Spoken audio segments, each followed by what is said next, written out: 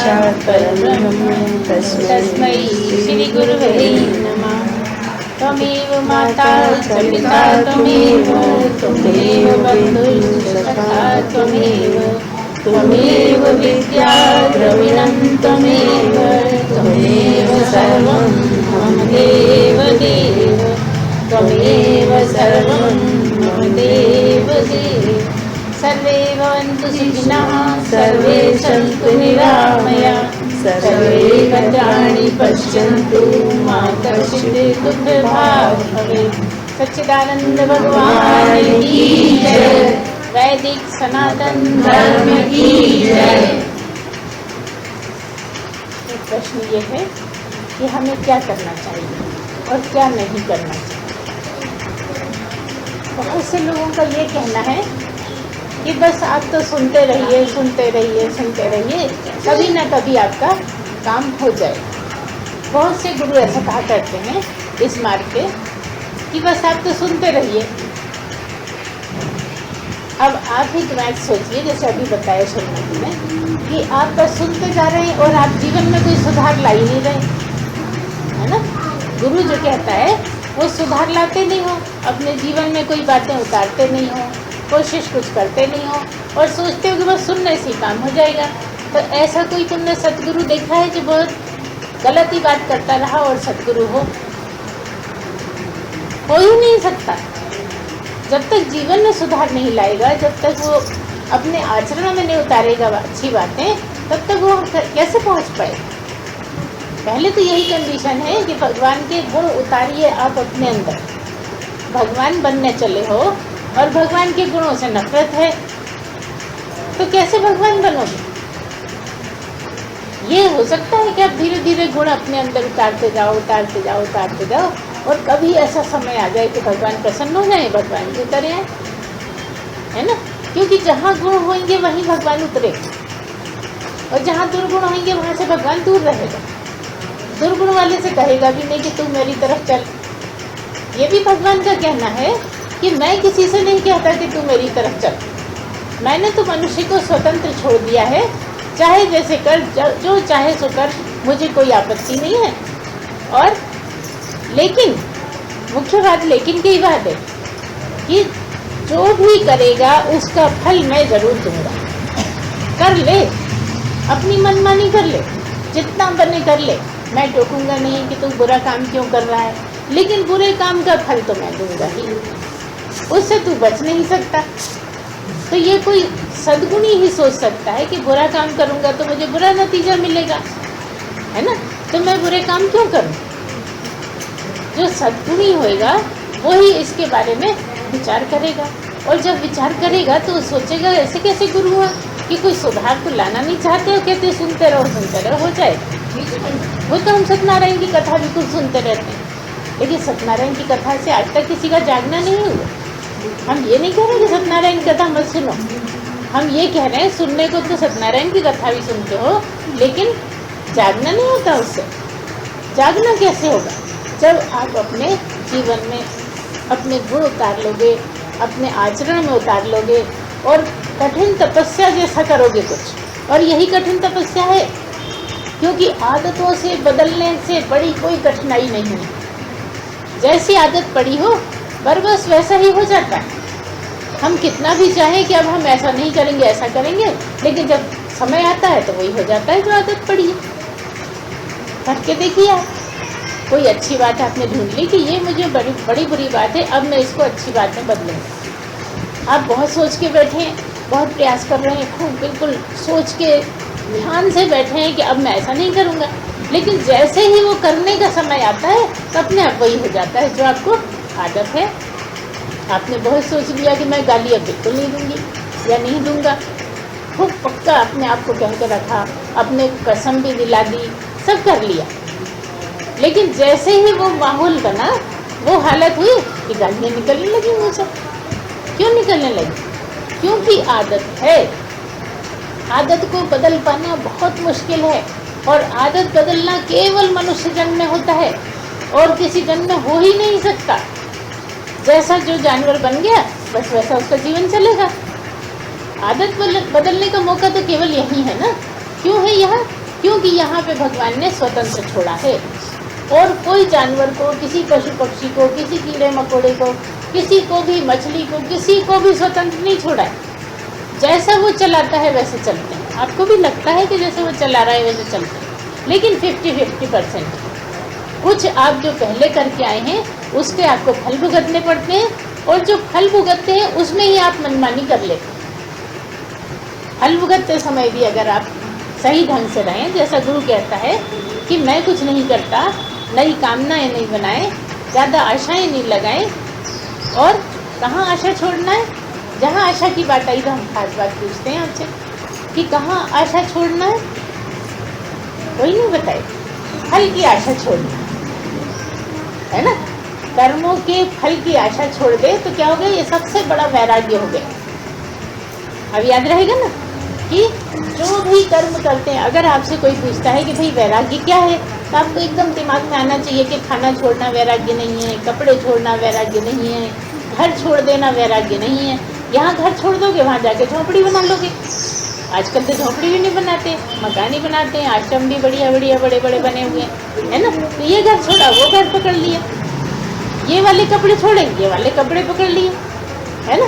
तो ना तो कपड़े छोड़ने से वैराग्य हुआ, ना घर छोड़ने से हुआ, ना कद्दू छोड़ने से हुआ, ना बैंगन छोड़ने से हुआ, है ना। तो वैराग्य कहाँ से होगा, जो भी कर्म करते हो उसके फल का त्याग कर दो।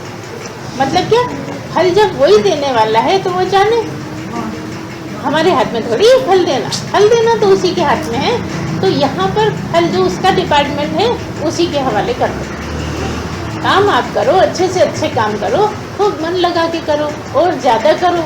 हमेशा ही हम बोल देते हैं जितना करते हैं उससे ज़्यादा करो। भगवान को पाने के लिए कर्म नहीं छोड़ना है, क्योंकि कर्मों का बंधन है। कर्मों का बंधन काटने के लिए कर्म तो करने ही पड़ेंगे।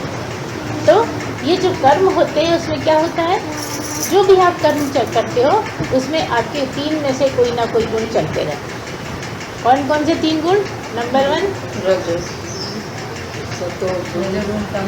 तमोगुण, रजोगुण, सतोगुण। बिल्कुल सही। या तो आप बोलिए सतोगुण, रजोगुण, तमोगुण, या आप बोलिए तमोगुण, सतोगुण, रजोगुण। तमोगुण, रजोगुण, सतोगुण। मतलब या तो नीचे से ऊपर बोलो या नीचे से ऊपर, रजो हमेशा बीच में ही आएगा। ये मतलब है कि रजो को पहले नहीं बोलना है, रजो को बाद में नहीं बोलना है। रजोगुण को मतलब राजसी गुण, तामसी गुण, राजसी गुण और सात्विक गुण, ये 3 गुण हैं। नामों से समझ में आ गए होंगे, किसी को नहीं आते हैं तो बोले हम और थोड़ा बताते हैं। जानते हैं सात्विक गुण क्या होते हैं? अभी शर्मा जी ने बताया। सात्विक गुण मतलब अच्छे अच्छे भाव आना, भगवान की याद करना, भगवान की पूजा करना, किसी की सेवा करना, जितने भी अच्छे से अच्छे हैं वो सब सतोगुण में आ जाते हैं, उस भाव में रहना। और रजोगुण क्या है? कुछ न कुछ कर्म करते रहना, रजोगुण है, मतलब राजसी गुण है। और गंदे विचार आना, किसी का बुरा चाहना, किसी के लिए बुरा करना, ये सब क्या हुए? तामसिक गुण हुए। तो तीनों में से कोई ना कोई गुण हमेशा चलता रहता है। जब तामसी गुण चलता है तो राजसी और सात्विक गुण दबा रहता है। होते तीनों हैं आपके शरीर में, तीनों गुण विद्यमान हैं, और तीनों गुण से ही आप उसी के कारण यहाँ फिर से आए हैं, शरीर लेकर आए। तो क्या मतलब हुआ? अगर राजसी गुण है तो तमोगुण और सात्विक गुण दबा रहेगा। अगर सात्विक गुण उभरा हुआ है तो राजसी और तमोगुण दबा रहेगा। अब नाम से समझ गए आप, जैसा जो कर रहा है उसके हिसाब से उसके गुण का पता लग जाता है। अच्छे भाव में है, किसी की तारीफ करता है, किसी का अच्छा चाहता है, अच्छा करता है, मतलब कौन सा गुण हुआ? सात्विक। और अगर खूब काम में लगे हुए हैं, और गंदी गंदी बातें सोच रहे हैं, गाली दे रहे हैं, शराब पी रहे हैं, बुरा भला कह रहे हैं, हमेशा बुराई ही करते हैं, ये क्या? तामसिक। तो जिसमें जो ज़्यादा गुण होता है वो उसी प्रकृति का होता है। अगर कोई तामसी प्रकृति का है तो उसमें ज़्यादा तामसी गुण रहेगा। कभी कभी रजोगुण आ जाएगा, क्योंकि नहाना है, धोना है, खाना खाना है, कुछ ना कुछ तो करेगा ही हर आदमी, तो उतनी देर राजसी गुण रहेगा। नहीं तो असली गुण कौन सा चल रहा है? तामसी गुण। कभी कभी भगवान की याद आ जाएगी तो थोड़ा सा सात्विक, और जो सात्विक होगा वो सारे काम करते हुए भगवान की ही याद में रहेगा। ठीक है। और अगर कोई राजसी गुण होगा कहेगा कि हमें भैया भगवान से कुछ लेना देना नहीं, हम तो बस काम करते हैं और हमें कोई मतलब नहीं है ना। हम तो इसी में विश्वास करते हैं कि बस काम किए जाओ, जो भगवान को करना होगा करेगा। तो ऐसा सबका अलग अलग विचार होता है। लेकिन हम ये कहते हैं कि सब चीज़ों की ज़रूरत है थोड़ी थोड़ी। तामसिक गुण की बात नहीं कर रहे हैं, भले ही आप सात्विक गुण में रहते हो तो भी कर्म तो करना पड़ेगा। अभी थोड़ी देर पहले बोला क्यों? क्योंकि जन्मों जन्मों के कर्म पड़े हुए हैं और वो करने से ही निपटेंगे। इसलिए थोड़ा काम भी करना पड़ेगा, थोड़ा भजन भी करना पड़ेगा। भजन से मतलब क्या है? भगवान का नाम ले। भजन से गाने का ही मतलब नहीं है, गाने का तो है ही, आप जानते ही हो भजन का, लेकिन उसकी याद में रहना भी भजन है। भगवान की कोई भी क्रियाकलाप करना भजन ही कहते हैं ना, बस हो गया भजन, वही है मतलब। बस थोड़ा जो आपने अच्छा कर लिया किसी के लिए, बस हो गया भजन। ऐसे ही पूरे टाइम रहना है किसको? जो चाहता है कि मैं इस जन्म को सफल कर लूँ, जो ये चाहता है कि मनुष्य जन्म मेरा सफल हो जाए, मेरा यहाँ आना काम में आ जाए, वो क्या करेगा?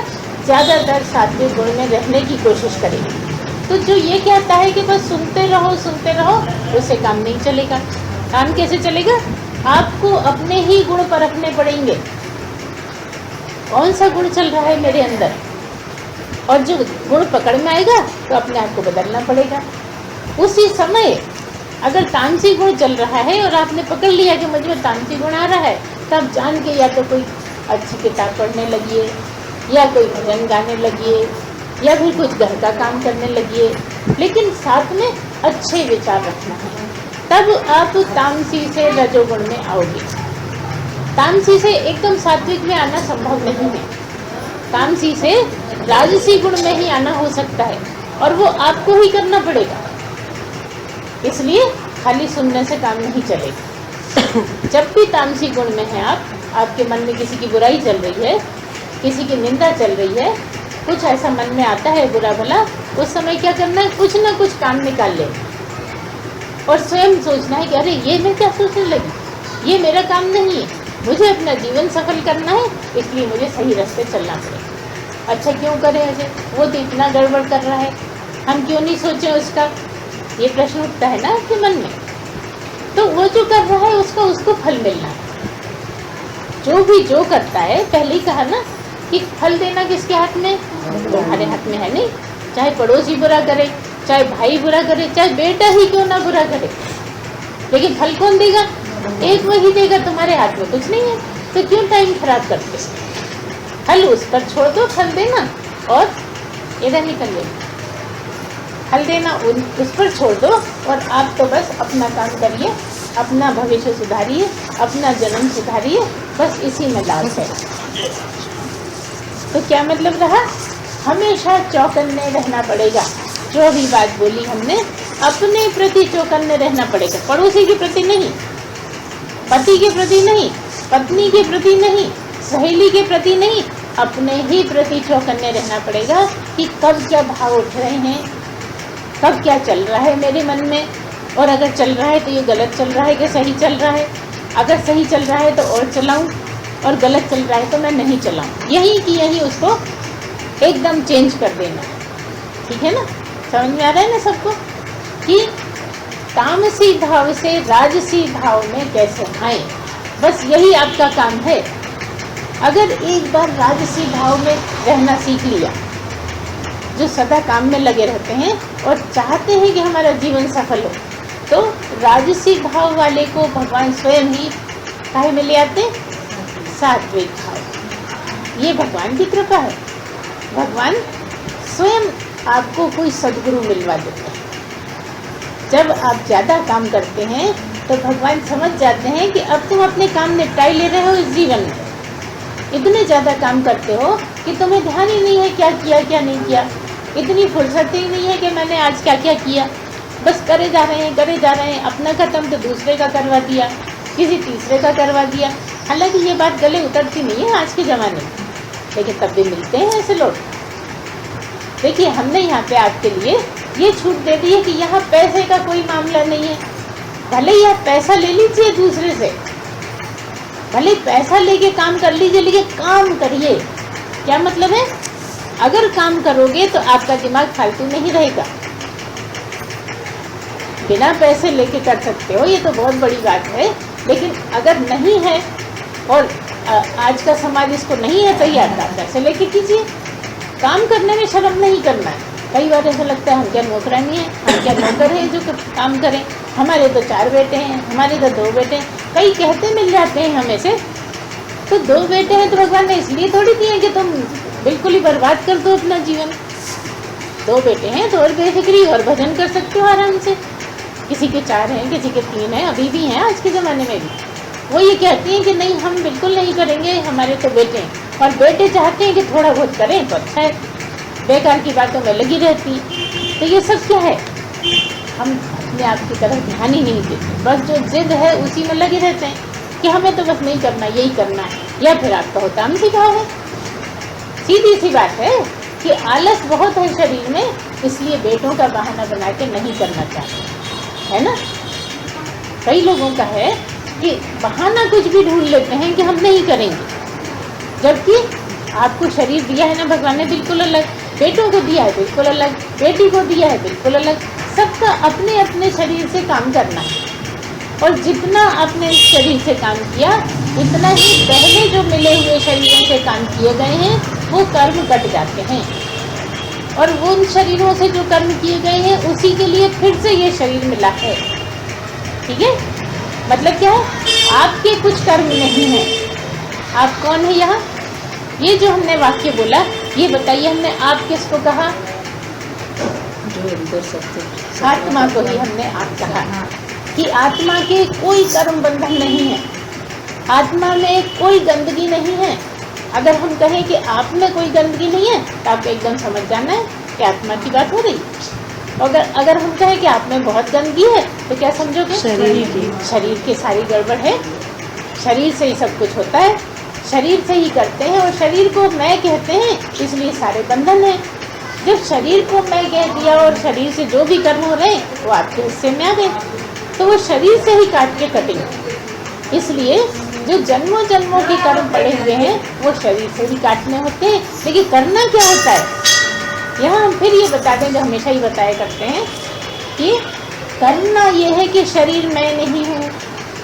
देखो आप कहोगे कि अभी आपने कहा कि शरीर के किए हुए कर्म शरीर से करने से निपटते हैं, लेकिन वहीं की वहीं हमने ये कह दिया कि उस समय आपको शरीर मैं हूँ का ध्यान नहीं रखना है। क्या ध्यान रखना है?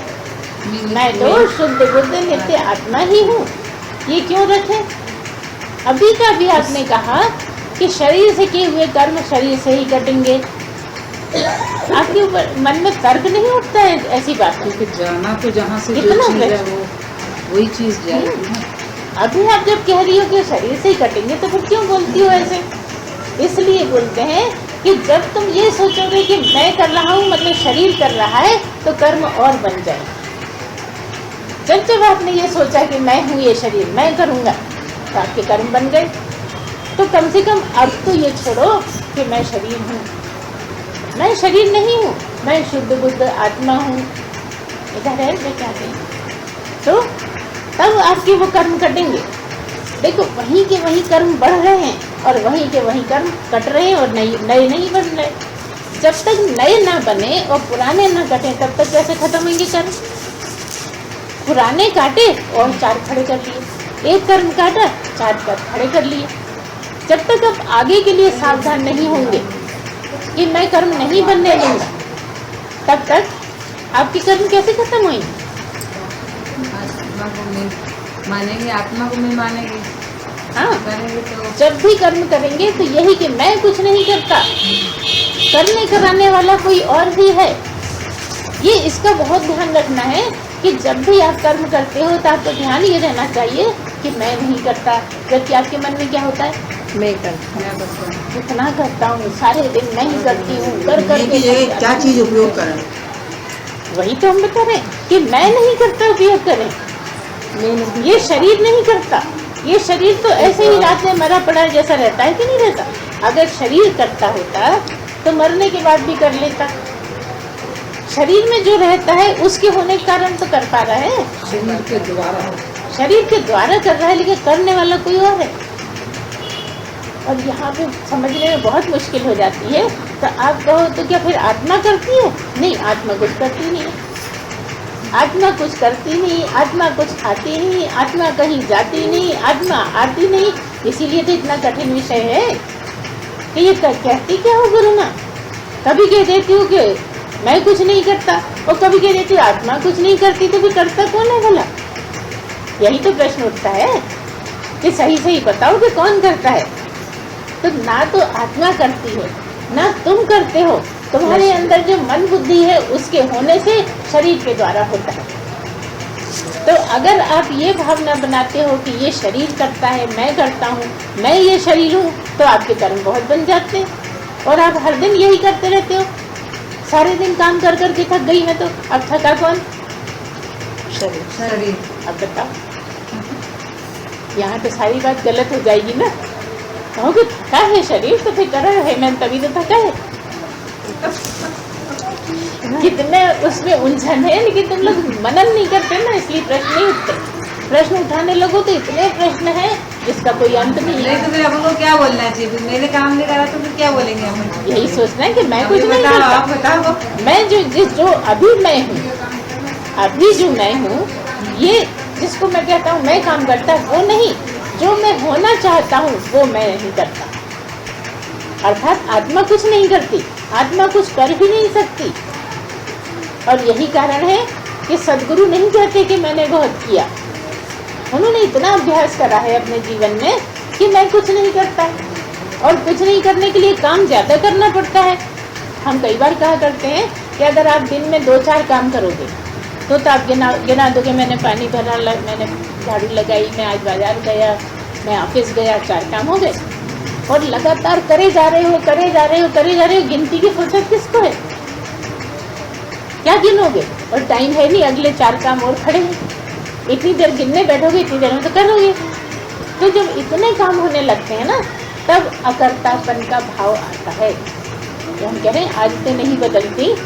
इसका कारण यही है कि बहुत ज़्यादा करते नहीं, तो जो कर रहे हो बस वही करते रहते हो, सारी जिंदगी वही करते रहते हो, कुछ बदलने में आता ही नहीं, और जन्म जन्म निकलते चले जाते हैं और आप होके वही बने रहते हैं। तो जिस जन्म में सद्गुरु मिल गया है उसका लाभ यही उठाना है कि आपको ये मानना है कि मैं कुछ नहीं करता, सब हो रहा है। अब हो रहा है कि बात कैसे समझोगे? बताइए मानो, सब हो रहा है, इसको कैसे साबित करोगे? आत्मा के से शरीर, आत्मा के होने से शरीर के द्वारा हो अच्छा रहा है। करा ठीक तो है, मैंने लेकिन नहीं करा, सब हो बुरा रहा करा। है, ये कैसे माने? इसको ऐसे मानोगे जैसे आपके घर में बिही का पेड़ लगा है ना? बिही लग रही है, फूल आए, फिर धीरे से बिही आ गई, फिर वो धीरे धीरे बड़ी होने लगी, फिर धीरे धीरे पकने लगी, और फिर पकने के बाद किसी ने नहीं तोड़ी तो टपक गई। आपने क्या किया बताओ? आपने बड़ा करा? नहीं। आपने पकाया? नहीं। आपने गिराया? क्या करा? डंडे से तो तोड़ी, वो तो कच्ची भी तोड़ ली थी, है ना?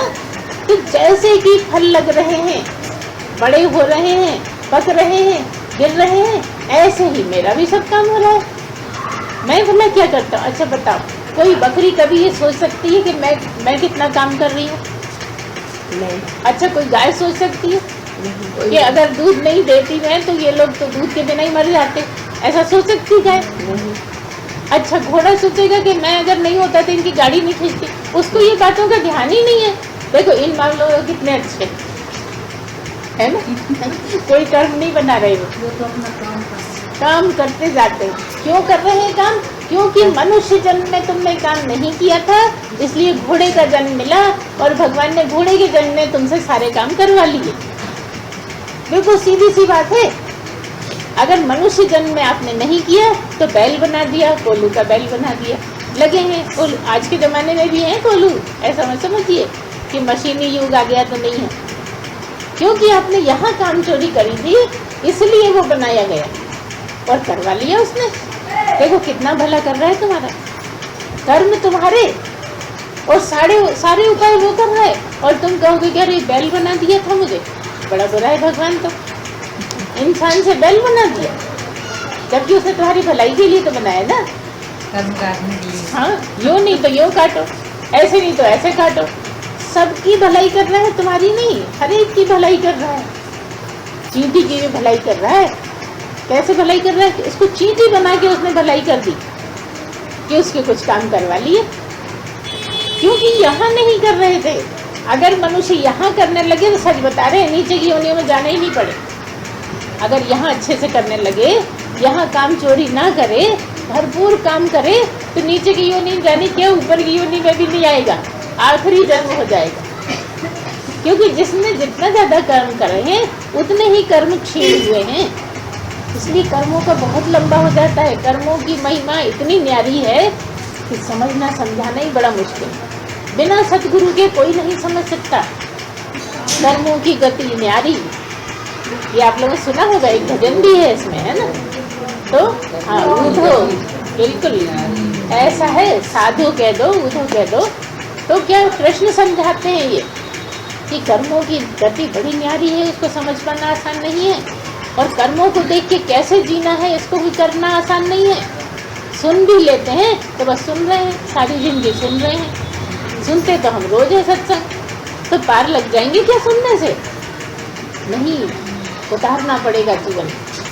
उसके प्रति बिल्कुल सावधान होना पड़ेगा, सचेत होना पड़ेगा। सुनने से खाली काम नहीं चलेगा।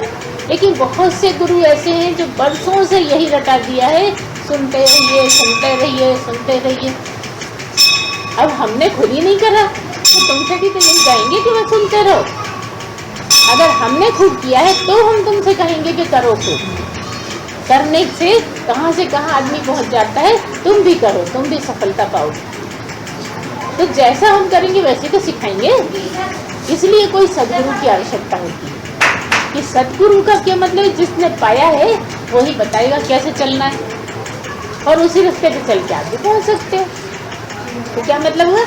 3 गुणों की बात हो रही थी, उनमें मुख्य तामसी गुण की बात है। सुधार करने के लिए तामसी गुण का क्या मतलब है? आलसान, कोई काम करने का मन नहीं होना, सोते रहना, पड़े रहना। खाना बन गया तो चलो जल्दी से नहा लेते हैं, खाना खाएंगे फिर सो गए, है ना। बहुत से लोगों का आपने देखा होगा ऐसा होता है, जीवन खाने और सोने में ही निकल जाता है। और आए क्या थे? मनुष्य बनकर, है ना। इससे तो अच्छे जानवर हैं। तो 2 पैर का जानवर ही हो गया ना, 2 पैर का जानवर ही तो रहे। कहाँ ध्यान आए? क्यों? क्योंकि किसी सदगुरु के अभाव में, कोई ऐसा सदगुरु का सानिध्य ही नहीं मिला जो बताता। अब हो गए 50, 60, 70 साल के, तब मिला कोई और उसने कहा खूब काम करने के लिए, अब तो हमसे बनता ही नहीं है, क्या करें? पूरे जीवन तो हमने करा नहीं, अब हमारे हाथ पैर साथ नहीं दे रहे। इसीलिए यहाँ हम ये भी कहते हैं कि जिसने जवानी में भजन किया है वही बुढ़ापे में भजन कर पाएगा। जिसने जवानी में भजन नहीं किया है वो लाख चाहे उसका मन नहीं लगने वाला। इसलिए झुकाव जवानी में ही बनाना पड़ेगा। जहाँ भी झुकाव आपका जवानी में रहेगा, मरने से पहले बस वही बातें याद आएंगी। और जब हाथ पैर चलना बंद हो जाएंगे तो वही सीन याद आएंगे जो आपने जवानी में किया है। अब अच्छा किया हो या बुरा किया हो बस देख लो। जिसने जो जो कर करके अपना जीवन बिताया है, बाद में नहीं कर पाने की स्थिति में भी वही बातें याद आएंगी और जीवन सफल नहीं हो पाएगा। और अच्छा किया है फिर तो सफल ही सफल है, फिर तो बातें याद आने की बात ही नहीं है। क्योंकि जो भगवान की तरफ चलते हैं उनको कोई बातें याद नहीं आती। वो तो ये देखते कि करना क्या है, हमें करे जो टाइम फालतू है ही नहीं याद करने के लिए। क्योंकि ना तो भूत में रहना है ना भविष्य में रहना है। अगर भूत में रहते हो तो तुम बहुत पीछे चले जाते हो। मतलब भूत का क्या मतलब है? गलत बातें याद करोगे तो तामसी में ही रहोगे, है ना। और अगर भविष्य की सोचते हो तो डर सताता है, क्या होगा मेरा, क्या होगा मेरे लड़के का, क्या होगा मेरे बच्चों का। बस जहाँ भविष्य का सोचोगे कि डर आ जाएगा। और जो पहुँचने वाला पुरुष रहता है वो बिल्कुल निर्भय होता है, अभय होता है। इसीलिए इसको अभय पद कहा जाता है। जिसका डरना बंद हो गया हो, किसी भी चीज़ से न डरता हो, समझो वो बहुत करीब है, अपने गोल के बहुत पास है। अगर पूरी तरह डरना बंद हो गया हो, अगर पूरी तरह आपका भूतकाल में और भविष्य में जाना बंद हो गया। और जाने का क्या मतलब? सोच में। ना तो अब भूतकाल का सोचते, जो हुआ सो हुआ, जाने दो पानी में, है ना। और अब तो मैं भजन करने लगा, लेकिन मेरा पुराना जीवन तो बहुत खराब था, बार बार याद आ रहा है। तो जो खराब था वो तो था, लेकिन आज को क्यों खराब कर रहे हो? क्योंकि आज जो सोचोगे वो फिर खराब में चले गए। इसी जन्म में रहते रहते कितने भी खराब से बहुत अच्छे पे पहुंचा जा सकता है। ये सबसे बड़ी विशेषता मनुष्य जन्म की है, और किसी जन्म में नहीं है कि भाई चूहा था बहुत अच्छा रहने लगा तो अब बिल्ली बन जाएगा, फिर बिल्ली बहुत अच्छी रहने लगी तो शेर बन जाए। ऐसा नहीं हो सकता, जबकि मनुष्य हो सकता है। तामसी स्वभाव का रहते रहते सुधार लाने से राजसी हो सकता है। जब बहुत करने लगा, धीरे धीरे उसका आलस का स्वभाव खत्म हो गया। जैसे ही किसी ने कहा चट से उठा कर दिया, फिर बैठ गया, या दूसरा देखने लगा, या तीसरा। बैठ सकता ही नहीं है ज़्यादा करने वाला, कुछ ना कुछ करता रहेगा। इसीलिए जो सद्गुरु लोग होते हैं वो बाहर से तो वो बहुत करते हुए दिख सकते हैं, लेकिन अंदर से बहुत शांत होते हैं। अंदर से इतने ज़्यादा शांत होते हैं कि तुम कल्पना भी नहीं कर सकते। जबकि जो नहीं है वो बाहर से बैठा बड़ा शांत रहेगा, सुबह से शाम तक एक ही जगह पे बैठा रहेगा, और तुम कहो कितने शांत है, देखो एक ही जगह बैठे। नहीं, शांत अंत नहीं है, वो तो बहुत खलबली मची है उनके मन में। क्यों मची है? क्योंकि कर्म नहीं निपटा है। जो जितना ज़्यादा बेचैन होता है उसका समझो उतने ही कर्म पड़े हुए हैं। आदत बना लो भले ही तुम एक जगह बैठने की, मतलब आगे का जीवन भी बर्बाद कर लीजिए। तो क्या मतलब निकला? ये जो 3 गुण हैं, कौन से? तामसी, राजसी और सात्विक। अब इनको लेके चलते हैं हम। जीवन सफल बनाने के लिए आपको बहुत साधना करनी पड़ती है। यथार्थ की बात कर रहे हैं, सच्ची बात, कहीं सुनी बात नहीं।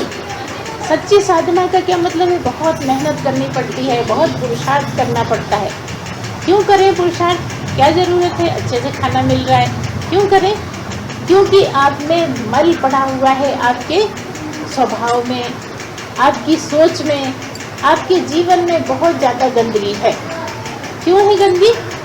क्योंकि जन्मों जन्मों से तुम चले आ रहे हो, तुम्हें किसी तरह की समझ ही नहीं थी कि क्या करना चाहिए, क्या नहीं करना चाहिए। कुछ भी कर बैठे, बहुत गड़बड़ काम कर बैठे।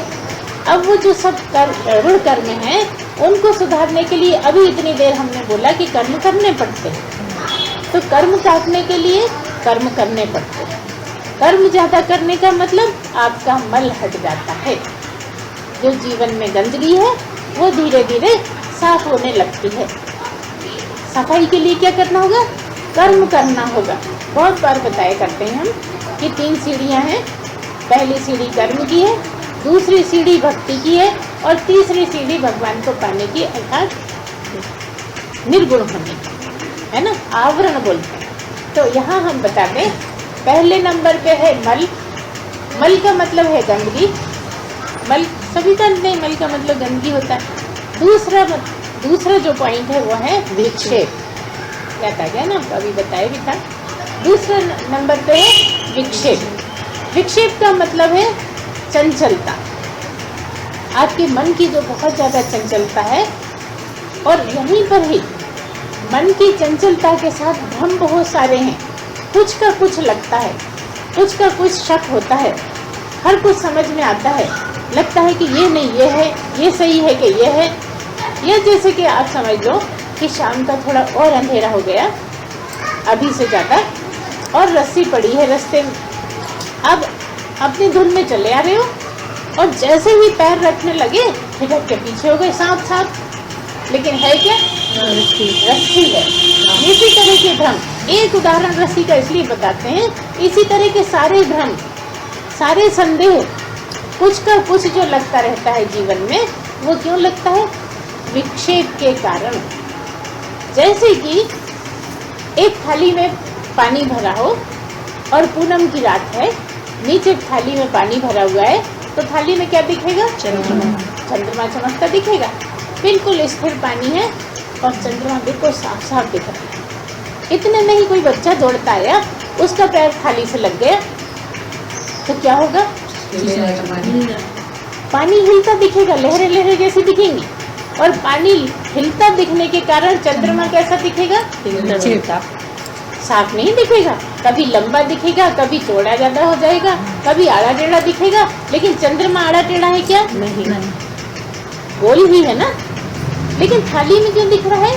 क्योंकि वो विक्षेप हो गया, वहाँ हिल गया, कंकर डाल दिया, हाथ से हिला दिया, कुछ भी हो गया तो क्या हुआ? पानी में विक्षेप होने के कारण कुछ का कुछ दिख रहा है।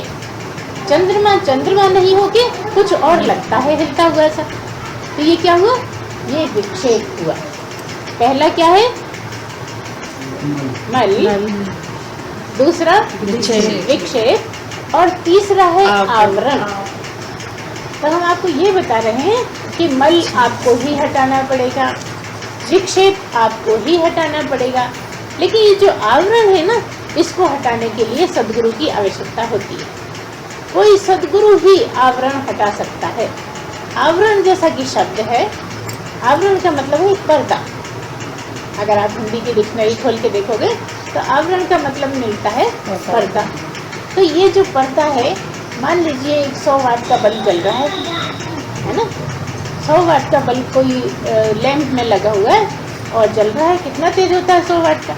उसके ऊपर एक कंबल डाल दिया, एक रजाई डाल दी, 4-6 चादरें डाल दी, है ना, ऐसा बहुत सारी चीजें डाल दी, तो क्या है? कमरे में बिल्कुल अंधेरा है, बल्ब जल रहा है लेकिन अंधेरा घोर है। क्यों है? क्योंकि बहुत से आवरण से ढका हुआ है। बल्ब जलते हुए भी बिजली खर्च हो रही है लेकिन उजाला कुछ नहीं है। तो ये जो आवरण है, ये कौन हटाएगा? ये सद्गुरु ही हटाएगा। घर का मत सोचने लगना कि इतने सारे बड़े हैं गद्दे तक, ये ताकि गुरु जी हटाएंगे, ऐसा नहीं है। वो तो आपका जो मल और विक्षेप के बाद जो समय आएगा, जब आप मल हटा लेंगे, जब आप विक्षेप खत्म कर लेंगे, तब गुरु की आवश्यकता होगी कि गुरु आपका आवरण हटा दे और वो बल्ब जो प्रकाशित है, जो स्वयं प्रकाश है, जो आत्मा ही है, जो परमात्मा ही है, वो एकदम साफ हो जाए। ये किसका काम है? किसी सद्गुरु का काम है। तो मल का हमने क्या बताया? गंदगी हटाना, कर्मों के जो पड़े हुए कर्म हैं उनको निपटाना क्या है? मल खत्म होना है। मल को खत्म करेंगे, आपका मन निर्मल होने लगेगा। जब मल खत्म होंगे तब आपका भक्ति में मन लगेगा। आप कहो कैसे? नहीं, हम तो रोज करते हैं भक्ति। करते रहो सारी जिंदगी, लेकिन मन कब लगेगा? जब कर्म कम हो जाएंगे, जब आपने कर्म खूब किए हैं। देखिए, आप वैसे भी देखिए अपने जीवन में, जब बहुत काम कर लेते हो, बहुत काम कर लेते हो, दिवाली की पुताई चल रही है, दिन भर से बहुत परेशान है, कर करके एक सेकंड को फुर्सत नहीं दी, लेकिन जब लेटे तब हिलते भी नहीं बन रहा, हिलने का मन भी नहीं हो रहा। क्या मतलब है? जब इतना काम कर लिया तब स्थिरता शरीर में ऐसी आई कि हिलते भी नहीं बन रहा। ये चीज़ सिद्ध करती है कि जब तक कर्म नहीं करोगे तब तक शांति आएगी नहीं, और फिर इतनी शांति कि हिलने को मन नहीं होता। ऐसा ही यहाँ पर भी है। और आप कहोगे नहीं, काम करने की कोई ज़रूरत नहीं, सुनते रहो मिल जाएगा, सुनते रहो मिल जाएगा। ऐसा नहीं है। हम हजारों बातों से ये सिद्ध कर सकते हैं कि बिना साधना के नहीं प्राप्ति हो सकती।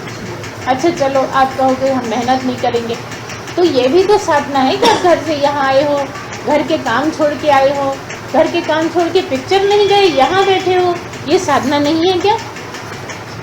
मन को बांधना है कि नहीं? अच्छी नहीं लगे किसी को तो नहीं भी लगती अच्छी बातें, लेकिन शुरू में जबरदस्ती बैठना पड़ता है। और जब उसका रस आने लगता है तो इतना रस आता है कि पिक्चर फीकी लगती है।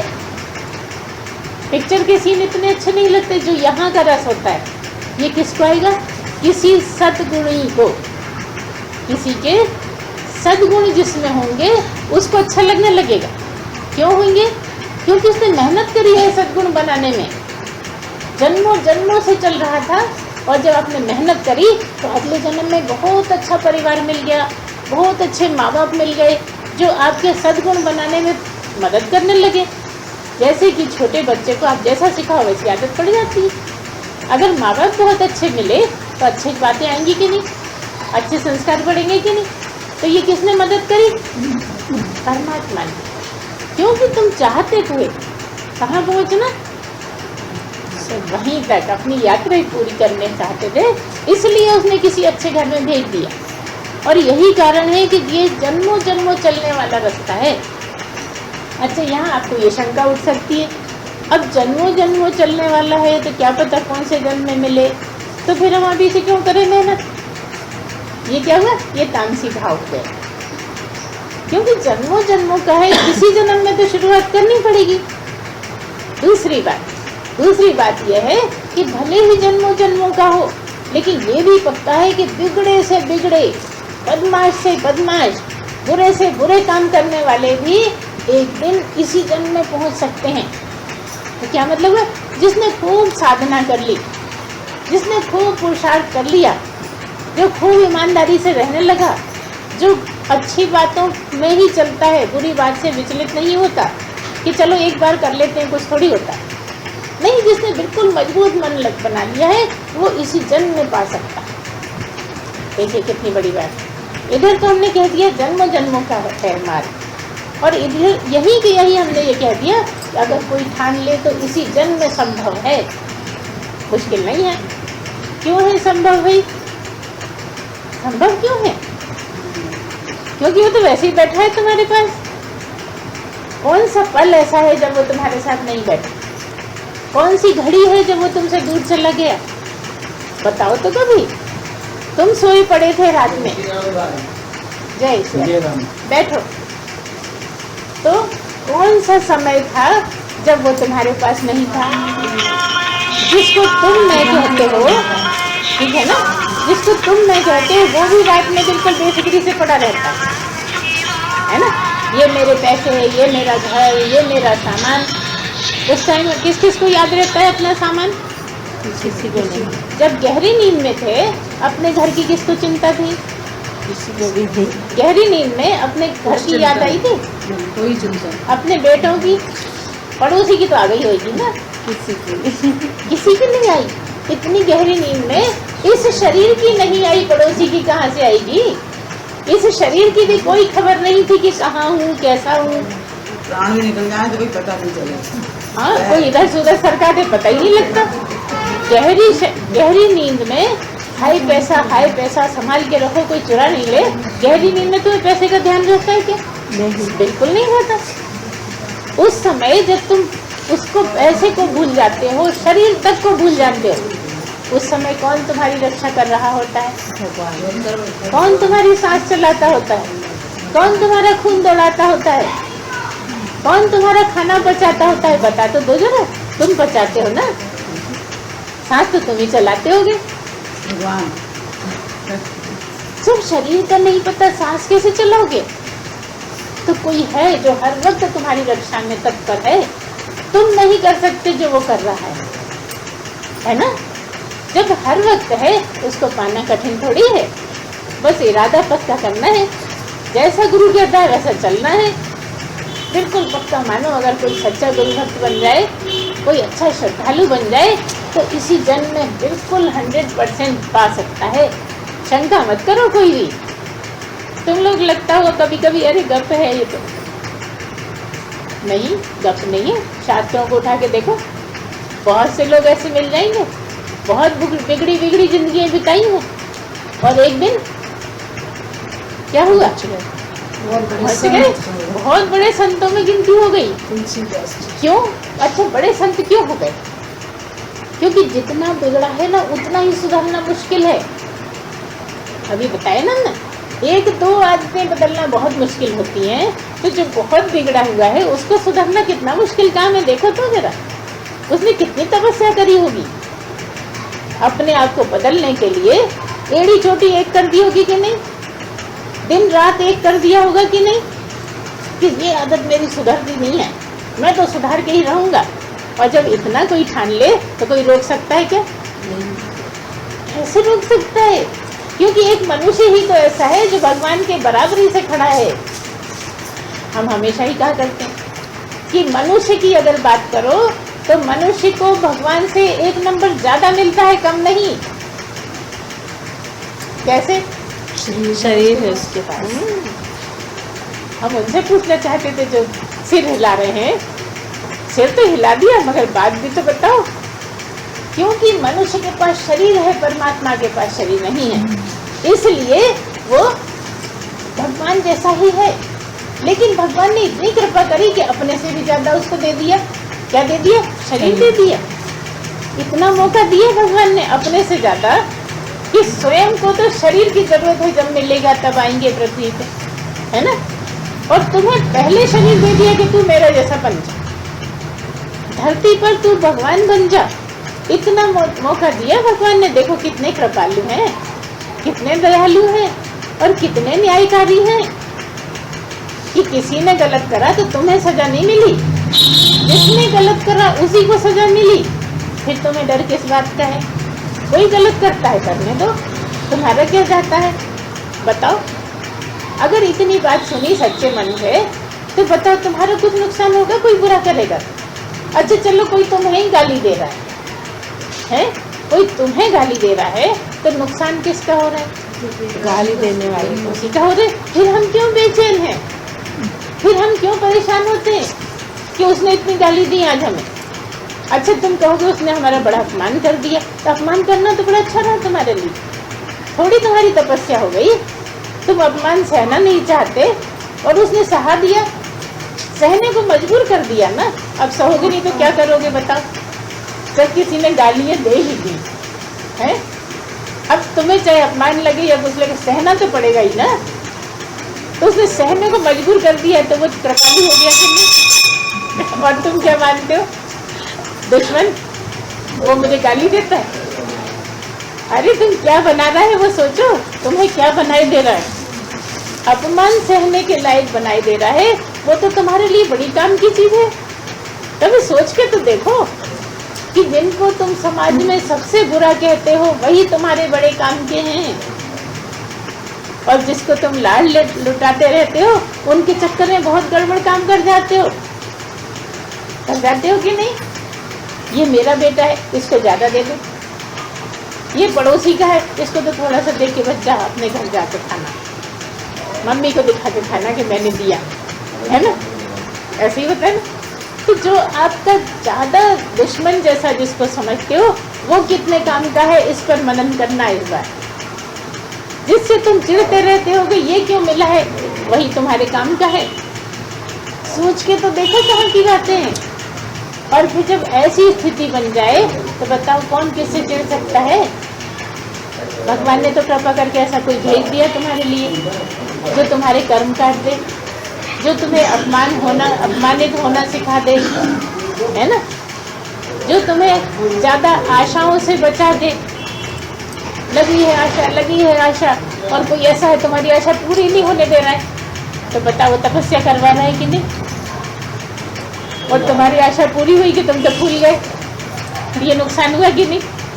तुम ही बताओ, हम कुछ भी बता रहे, ठीक है ना। तो कितना मौका है मनुष्य जन्म में सही होने को, सही चलने के लिए, सही हो पाना क्या भगवान हो जाने के लिए कितना मौका पड़ा है। फिर भी हम ये होना सब होना, लेकिन एक ही बात नहीं होना कि भगवान का भजन से हमें कुछ लेना देना नहीं। ये हमें अच्छा लगता ही नहीं है, ये इसमें हमारा मन लगता ही नहीं है। किसी को गालियाँ देने को कह दो, किसी की निंदा करने को कह दो, बड़ा आनंद लगता है, मीठा मीठा रस आता है ना। आधा घंटा नहीं, 1 घंटा रुक तो सुन मेरी बात, है ना। आधा घंटे के बदले 1 घंटा कर लेंगे आराम से। खूब पढ़ाइयाँ हो रही है निंदा के नाम, है ना। और कहो कि भगवान के गाने गा लो, भगवान की पढ़ाई कर लो। अरे क्या करता है, दुख देता रहता है, कुछ आराम तो देता नहीं है। सारी जिंदगी से हमने देखा है भगवान ने इतने दुख दिए कि हमने तो चैन की सांस ही नहीं ली। अब बताओ किसने दुख दिए? भगवान ने दिए कि तुमने दिए? अब तुम भगवान को गाली देते रहोगे, सुखी कैसे होगे? तो सुखी होने का क्या तरीका है? बहुत बहुत शुक्रिया, लाख लाख धन्यवाद। खाना नहीं मिला और 4 बार धन्यवाद भगवान। कोई मनपसंद का कपड़ा नहीं मिला, बहुत बहुत शुक्रिया, बहुत अच्छा करा। कुछ अच्छाई छुपी होगी तभी तूने नहीं मिलने दिया। कर सकते हो ये? अगर कर सकते हो तो पहुंच भी सकते हो, पक्का जानो। कोई मन की चीज़ नहीं मिलती तो रोने लगते हो, मन खराब हो जाता है।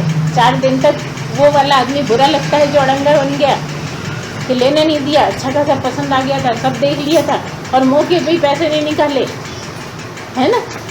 लगता है कि नहीं? तो क्या कर रहे हो, कर्म बढ़ा रहे हो कि घटा रहे हो?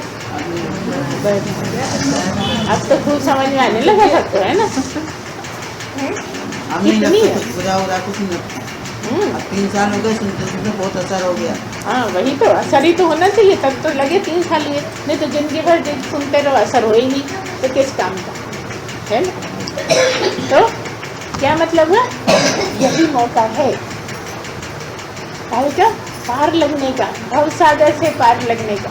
अब भवसागर शब्द आया तो हम फिर पूछेंगे ये भवसागर क्या है? दुखों का। हाँ पीछे वाले बताएं क्या है भवसागर, बताओ भाई। आपने भी बहुत सुना है, कभी कभी आती हो इसलिए भूल जाती हो एक्चुअली। क्या है भवसागर? अच्छा कला बताएंगी। अब नहीं आए तो ध्यान से सुनना फिर। और बताओ राजकुमारी जी, भवसागर क्या है? भगवान आप बताइए भवसागर क्या है? मालती जी। ममता, ये जीवन मुक्ति सागर है ना? अब मालती बताएंगी, थोड़ी जोर से आवाज बोली। मालती, भवसागर क्या है? नहीं मालती नहीं, ममता। दुखों से पार जाना, भवसागर को पार करना। आपके जीवन में कितने दुख हैं, है ना? बहुत सारे दुख हैं, दुख भी हैं सुख भी हैं, खाली दुख नहीं सुख भी है। अगर दुखी दुख होते तो तुम सह पाते? दुख से निपटते हो सुख आ जाते हैं, सुख से निपटते हो दुख आ जाते हैं। ये जो दुखों और सुखों का सागर है, मतलब इतने ज्यादा है कि महासागर बन गया है, कोई गिनती नहीं है दुखों की और सुखों की। ये जो दुख और सुख है यही भवसागर है, इनको पार कर लो, पहुंच गए उस पार। वो खड़े कौन, जो भी बांसुरी वाले कह लो, धनुष वाले कह लो, सदगुरु कह लो, और कौन है, शिव जी हैं, शिव जी कह लो, जो भी कह लो, वो उस पार खड़े हैं, तुम इस पार खड़े हो, बीच में भवसागर है। और इसके पार जाना है, जैसे ही पार हो, अगर शिव जी खड़े हैं तो तुम शिव हो जाओगे, अगर कृष्ण खड़े हैं तो तुम कृष्ण हो जाओगे, अगर राम खड़े हैं तो तुम राम हो जाओगे। इतना अच्छा मौका, और कोई सदगुरु मिल गया है, सौभाग्य देखिए भगवान का, क्या कृपा देख लीजिए। और तब भी अगर कोई लाभ ना उठाए, अगर तब भी कोई इस रस को ना ले पाए, तब भी इस अमृत को कोई ना पी पाए, तो वो सौभाग्यशाली होएगा ना? नहीं। दुर्भाग्य उसका, सोचिए कितना बड़ा दुर्भाग्य है कि सब कुछ मिलते हुए भी वो ना कोशिश करे, ना करे तो फिर क्या कर लेंगे? बताओ हम क्या कर लेंगे? तो अगर आप अपना मल हटा देते हैं, विक्षेप हटा देते हैं, तो सदगुरु आपके लिए उपलब्ध है जो आवरण हटा सकता है। कब हटाएगा? जब आपकी पात्रता तैयार हो जाएगी, जब आप देख लो, खुद टेस्ट लेना शुरू कर दो कि अपने आप को अपमानित महसूस करते हो क्या? अगर अपमानित महसूस करते हो तभी पात्रता नहीं है। अगर मान की बहुत आशा करते हो कि उसने मुझे पूछा नहीं, उसके घर गई थी, उसने मेरे से ठीक से बात नहीं करी, उसने मुझे चाय नहीं पिलाई, उसने नाश्ते को नहीं पूछा, अगर ऐसे भाव आते हैं अभी पात्रता नहीं है। अगर किसी के लिए गालियां निकलती हैं अभी पात्रता नहीं है। अगर किसी की निंदा उठती है अभी पात्रता नहीं है। हम किसी को भी नहीं कह रहे कि पात्र नहीं, तुम स्वयं देखो कि बन गई पात्रता पूरी या नहीं बनी। जिस दिन पात्रता बन जाए हम तैयार बैठे हैं, बिल्कुल, है ना? बनाओ अपनी अपनी पात्रता और हो जाओ तैयार, बन जाओ पहलवान। है ना? जब इतने धनी हो जाओगे, गुणों के इतने धनी हो जाओगे, तो पहलवान नहीं होगे क्या? बिल्कुल हो जाओगे पहलवान। फिर तो भगवान ही स्वीकार लेंगे आपको, भगवान ही आके पधराएंगे। भगवान आ ही गए समझो, ऐसी स्थिति बन जाएगी और फिर सोच नहीं सकते कि किस आनंद में रहोगे।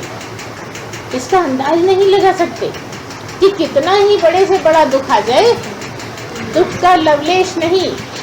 वो कौन सी जगह है जहाँ दुख का नाम भी नहीं होता, करना नहीं। और वहाँ सुख भी विचलित नहीं कर सकता। सुख की भी कोई चाह नहीं है। वो कौन सी जगह है? सद्मानंद, सदगुरु की, भगवान हो जाने की स्थिति। बस यहीं तक सबको चलना है। इसको जो भी मनुष्य बन के पैदा हो गया है उसका कर्तव्य पहला और आखिरी यही है कि इस जगह पहुंचने की कोशिश करे। बाकी सब दूसरी बातें हैं, वो सब चलती रहेंगी। खाना पीना, जाना आना, करना सब करते रहो, लेकिन कहाँ टिक जाओ।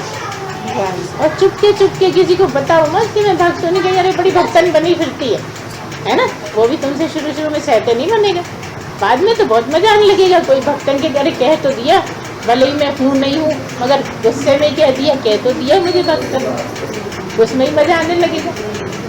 अभी बुरा लगेगा, अभी कोई कहेगा भक्तन कहते हैं, अरे वो हमें हमसे सब भक्तन कहते हैं, हमें अच्छा नहीं। अरे इतनी बढ़िया बात कर रहे हैं, कोई गाली दे रहे हैं क्या तुम्हें? खुश हो जाओ ना, उसको सहने की कोशिश करो ना। और अच्छा तो ये कि चुपके चुपके अपना काम करो। सहज पके सो मीठा होए, तो सहजता से आगे बढ़ते जाओ। और भगवान ने तुम्हें सहज बना के ही पैदा करा। असहज तो तुम हो गए हो, कठिन कठिन काम कर करके तुमने अपना मार्ग बिगाड़ लिया कि ऐसा नहीं, ऐसा करेंगे तो लोग खुश हो जाएंगे। अरे लोगों से क्या करना, उसकी खुशी देखो, वो किसमें खुश हो जाएगा। वो इतना खुश था कि तुम्हें मनुष्य बना के भेज दिया है। और अब हम क्या कर रहे हैं? अब हम जानवर बनने की तैयारी कर रहे हैं, कीड़े मकोड़े बनने की तैयारी कर रहे हैं। तो गलती उसकी है कि हमारी? बताओ। हमारी नहीं, उसी की है। मनुष्य बना के क्यों भेजा उसे? ना मनुष्य बना के भेजता ना हम गलत काम करते ऐसा ही है ना। तो फिर देखो, सभी समझते हैं यहाँ, हम कितना ही उल्टा बोल रहे, मगर सबको समझ में आता है कि गुरु माँ चलाने की कोशिश कर रही है ना। तो फिर अब जब इतने समझदार हो गए हो तो चलो आगे बढ़ो, आगे हम हाथ पकड़ के ले जाएंगे। कोई ऐसा प्रेमी आए हमारे साथ, कोई ऐसा चाहने वाला कि भवसागर पार हो जाए, ऐसा कोई आगे बढ़े, हम तैयार बैठे। तो जब इतना हो जाता है तो फिर करने कराने को कुछ नहीं बचता। कितना हो जाता है कि जो बनाने की आशा से भगवान ने आपको मनुष्य बनाया था वो बन गए आप, तो फिर कुछ करने को नहीं बचता। तो क्या मतलब हाथ पे हाथ रख के बैठे रहे? अगर हो गया काम, आप भगवान की पदवी तक पहुंच गए, अब तो हाथ पे हाथ रख के बैठे रहे हैं ना। अभी तो कुछ नहीं कर रहे ना, है? आज ही सुबह पत्थर जाके देंगे। आज हमने बहुत बड़े बड़े पटिए बहुत दूर दूर ले जाके बिछाए थे, इसलिए इसको याद आ गया जन्मदिन को तुमने बता दिया। मतलब सब कुछ करते हुए भी, क्योंकि भगवान क्या नहीं कर रहा बताओ, जो हम नहीं करें। अरे गुरु माँ आपको थोड़ी करना चाहिए, आप तो बैठो, है ना। ये आपकी श्रद्धा है, ये आपकी कमाई है कि आप हाथ में से काम ले लेते हो और करते हो। लेकिन हमें ये जो शरीर दिया है, हमें मतलब किसको? आत्मा को तो शरीर मिला है ना। तो आपको आत्मा मिली है, हमको शरीर मिला है। देखो कितना अंतर है यहीं कहीं। तो क्योंकि तुम कहते हो मैं शरीर हूँ, तो तुम कहते हो मेरी आत्मा, और हम कहते हैं मैं आत्मा हूँ, तो हम कहते हैं मेरा शरीर। ध्यान दे रहे हैं ना सब लोग? हम कहते हैं मेरा शरीर, मैं आत्मा, तुम कहते हो मैं शरीर, मेरी आत्मा। उल्टा हो गया ना। तो बिल्कुल यात्रा बढ़ा के आपको भी आत्मा ही समझना है, आत्मा ही मानना है। अंदर से यही समझोगे तो धीरे धीरे हो जाओगे एक दिन। जब बार बार सोचोगे, लगातार सोचोगे कि मैं ये शरीर नहीं हूँ, मैं तो आत्मा ही हूँ, तो बिल्कुल पक्के में हो जाओगे। क्योंकि हो ही वही, हो नहीं जाओगे, हो ही सदा से वही हो। शरीर तो जब जब मिला जब ही गल गया, सड़ गया, गल गया, है ना। और तुमने दूसरा शरीर धारण कर लिया ना। कितने कितने शरीर पार कर कर क्या, और हर बार शरीर फेंक दिया, खुद चल दिए। करा कि नहीं करा? शरीर तो फेंक दिया, छोड़ दिया, त्याग दिया, इतना बेकार हो गया था। लेकिन खुद ने फिर दूसरा नया शरीर ले लिया, बढ़िया छोटा सा नया, है ना। कोई सा भी शरीर देख लो, चाहे कुत्ते का ही क्यों ना हो, कुत्ते का बच्चा कितना अच्छा लगता है ना, खुद खिलाने का मन होता है ना। किसी का भी छोटा बच्चा कितना अच्छा लगता है, नए नए शरीर लेके आते हैं। तो ये तो मनुष्य का है ना। इस मनुष्य जन्म को सफल कीजिए, आगे बढ़िए। हम पूरी तरह से सहयोगी हैं, आपके साथ चलेंगे, ले चलेंगे, आवरण भी हटाएंगे। जैसा आप चाहेंगे वैसा ही होगा, लेकिन चाहना आपका है। तो बोलिए सच्चिदानंद भगवान की जय। पूर्णमदः पूर्णमिदं पूर्णात् पूर्णमुदच्यते पूर्णस्य पूर्णमादाय पूर्णमेवावशिष्यते। ओम शांति शांति शांति। सच्चिदानंद भगवान की जय।